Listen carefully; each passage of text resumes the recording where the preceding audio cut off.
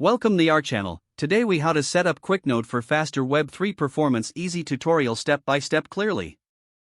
To set up QuickNode for faster web3 performance, begin by navigating to the QuickNode website. Create an account by clicking on the sign up button.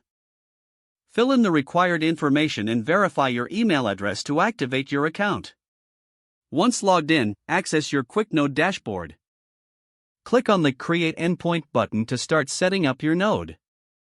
Choose a blockchain from the list provided, such as Ethereum or Polygon.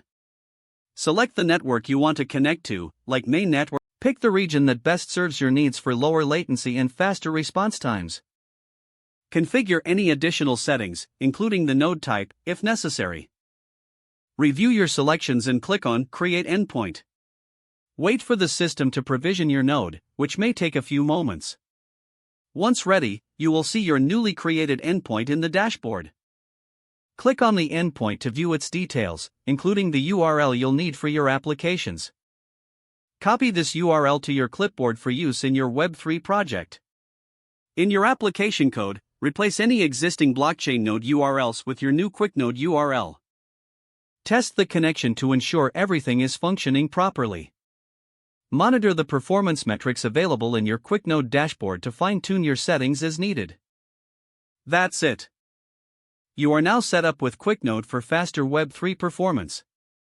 If the page does not load, refresh the browser or try again in a private or incognito window.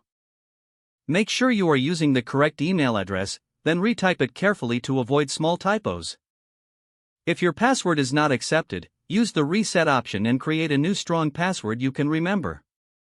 Check your spam folder for verification or security emails, then complete any requested confirmation steps. Enable two-factor authentication if available to improve account security and reduce unauthorized access risk. After signing in, review your profile details so your contact information and settings are accurate and current. If you see an error message, note it down and try again after restarting your device and internet connection. Log out when you finish, especially on shared devices, to keep your account and payment information secure. If the page does not load, refresh the browser or try again in a private or incognito window. Make sure you are using the correct email address, then retype it carefully to avoid small typos. Don't forget to like this video and subscribe to our channel for more step-by-step tech guides.